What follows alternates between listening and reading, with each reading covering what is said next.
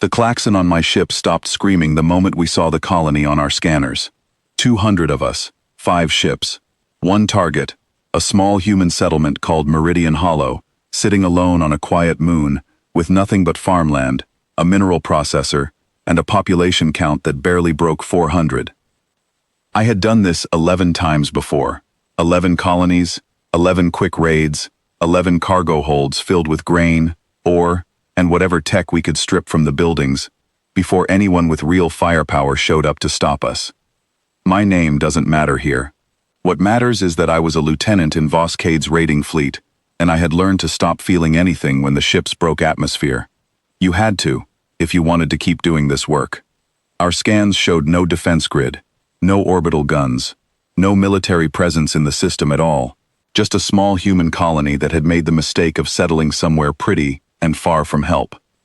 "This one will take an hour," said Wren, my second in command, as we watched the colony grow larger in the viewport, maybe less. I remember agreeing with him. I remember thinking about how easy it would be. I was wrong about almost everything that day. We landed in 3 waves, spreading our forces across the colony's perimeter the way we always did, cutting off escape routes, securing the processor, moving toward the residential clusters where the humans would be hiding. 200 raiders, armed and organized, moving into a settlement that had no way to stop us. Except the colony wasn't behaving the way colonies were supposed to behave. There were no screams, no running, no lights snapping off as people scrambled to hide their children. The streets were calm. Lanterns glowed warm and steady along the main path, and somewhere in the distance I could hear the low hum of the processor still running, untouched, like nobody had even bothered to shut it down in a panic. "Report," I said into my comm, expecting Wren's team to confirm they'd rounded up civilians by now. Silence. I tried again. Still nothing. That was when the voice came through, calm and clear, cutting into every channel we had. "You're standing on private land," the voice said. It was a man's voice, unhurried, almost gentle.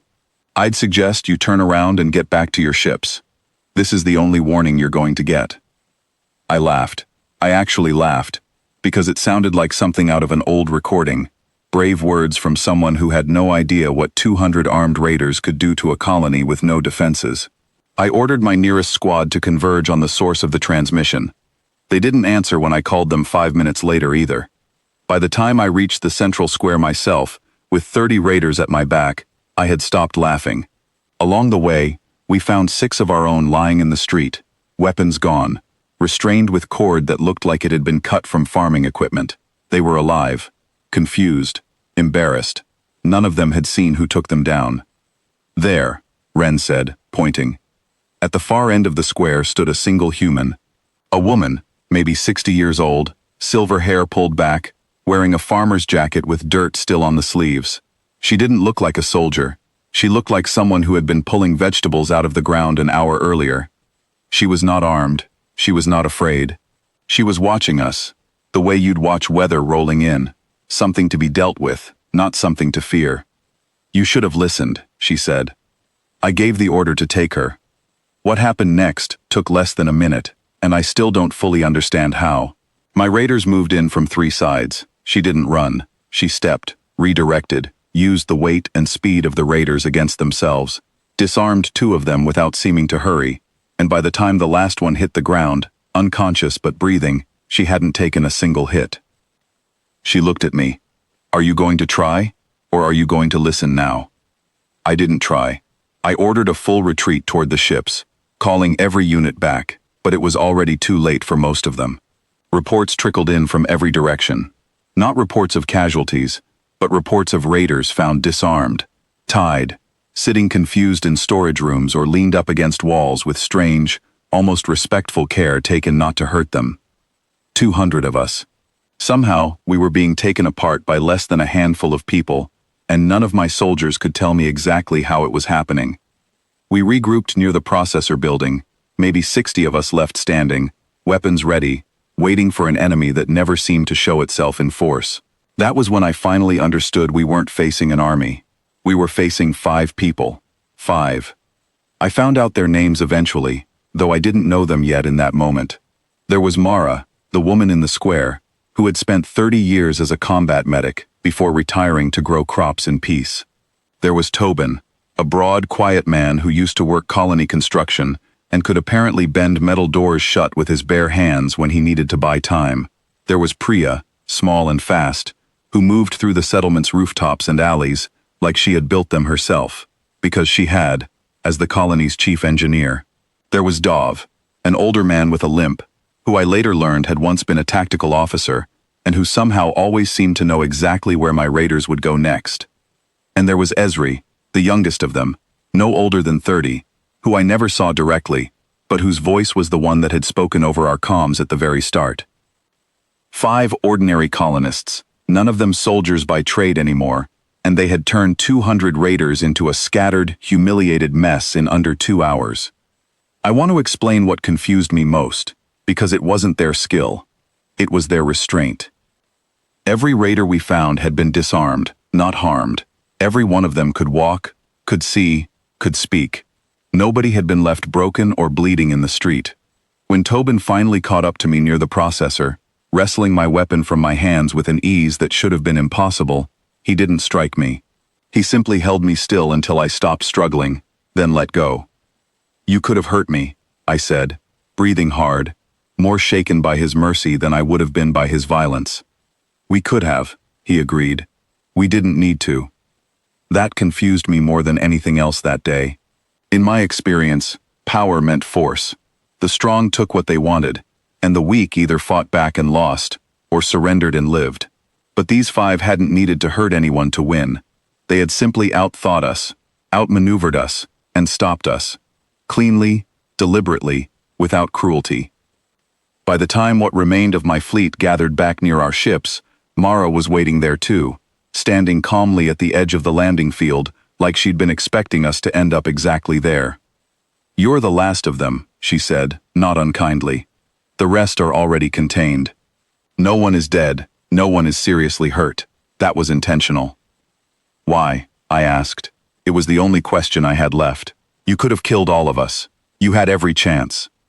She was quiet for a moment, looking past me at the wreckage of what had once looked like an easy raid.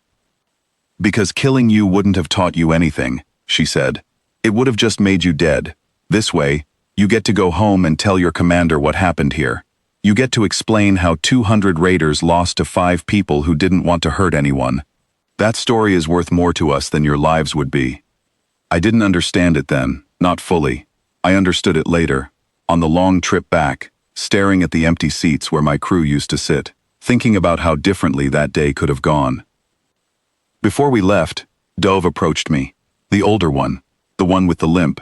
He held out my weapon, emptied of its charge, and set it in my hands like he was returning something borrowed rather than confiscated.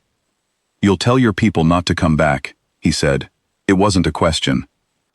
"They won't believe me," I admitted. "They won't believe me," I admitted. 200 raiders, 5 colonists. No one believes numbers like that. "They will," he said. "Once they check the records.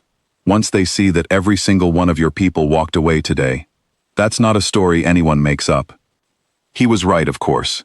When we returned to Cade's fleet, the questions came immediately, sharp and disbelieving. How does a raiding force of 200 lose to 5 untrained colonists? How does no one die? How does an entire operation collapse without a single confirmed kill on either side? I didn't have a clean answer. I still don't, not really. What I had was the truth, as strange as it sounded.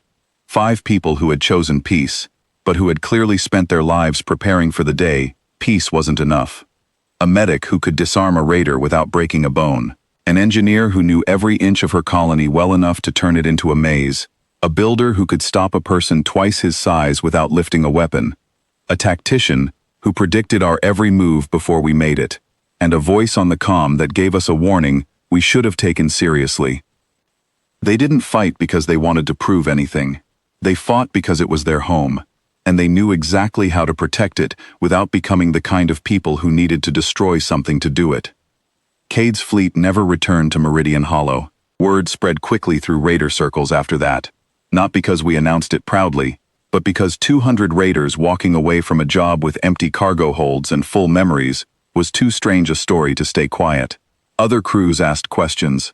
Some didn't believe it, until they saw the colony's name on a growing list of settlements raiders were told, quietly, to avoid. I think about that day more than I'd like to admit. I think about Mara's calm voice in the square, about Tobin's grip that could have crushed my hand but didn't, about the empty threats we made that were answered with nothing but patience and skill. I think about how we arrived, expecting an easy colony full of frightened civilians, and instead found 5 people who had clearly been waiting for us the entire time, not with fear, but with quiet, absolute readiness. We were the ones with the numbers. We were the ones with the ships, the weapons, the plan. And still, we were the ones who left that moon with nothing but bruises to our pride, and a story none of us fully understood. 200 raiders invaded that colony. 5 humans were already waiting. And in the end, that was more than enough.